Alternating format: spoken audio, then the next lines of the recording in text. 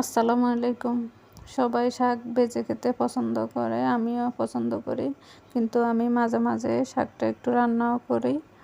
আর রান্না করা শাক আমার হাজব্যান্ডও খুব পছন্দ করে। আমি আজকে শাক রান্না করব মাছের মাথা দিয়ে। মাছের মাথাগুলোকে আমি একটু ভেজে নিলাম আগে। এখন দিয়ে দিচ্ছি পরিমাণ মতো তেল, দিয়ে দিচ্ছি একটা পেঁয়াজ কুচি। পেঁয়াজগুলোকে আমি ভালোভাবে ভেজে নিচ্ছি।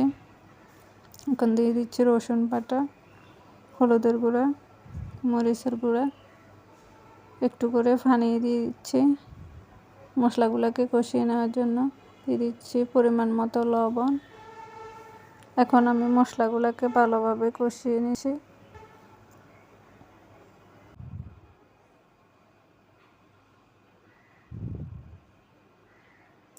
মশলাগুলো কষিয়ে নেওয়ার পর দিয়ে দিচ্ছি মাছের মাথাগুলো।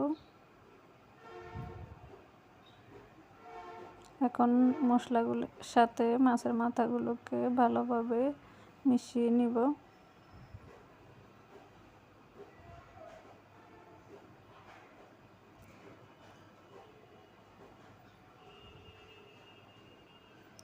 এখন দিয়ে দিচ্ছি আলু।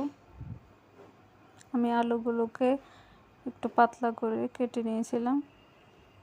এখন আলুগুলোকে মশলার সাথে ভালোভাবে মিশিয়ে নিই।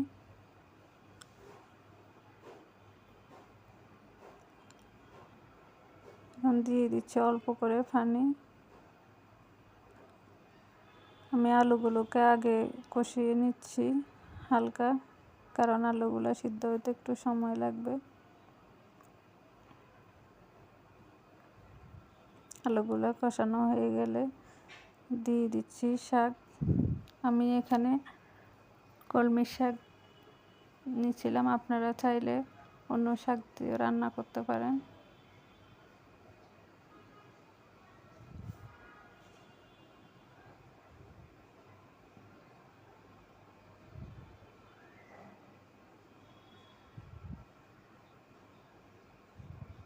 এখন ঢাকনা দিয়ে আমি কষিয়ে নিব।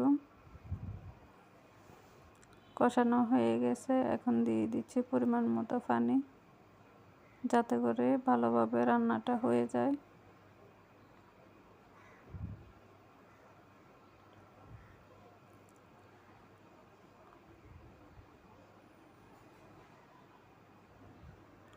হয়ে গেল আজকের আমার শাক রান্না।